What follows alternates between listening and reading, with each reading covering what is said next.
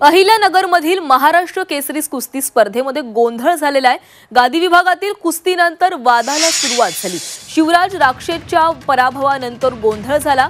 Shivraj राक्षेने पंचाची collar खेचून त्यांना लाथ मारलेली आहे। आपला पराभव झाला नसल्याचं सांगत शिवराज राक्षेने गोंधळ घातलेला आहे। पंचाच्या निर्णयावर आक्षेप घेत शिवराज राक्षेने गोंधळ घातला।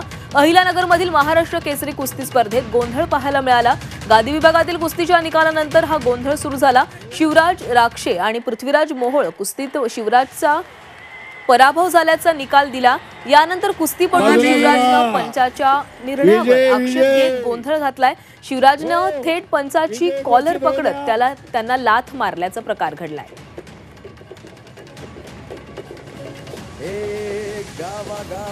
सगळे मी पंचांना माझा निकालाचा व्हिडिओ रिमोट दाखवण्यासाठी मी तिथं प्रयत्न करत होतो, पण त्यांनी काय मला दाखवलेलं नाही। फक्त माझं एवढंच त्यांना एक चॅलेंज होतं की तुम्ही जो रिमो आहे कुस्तीचा तो व्हिडिओ तुम्ही जनतेला दाखवा, आणि जर माझी पाठ टिकली असेल तर मी हार मानायला तयार आहे ना। मी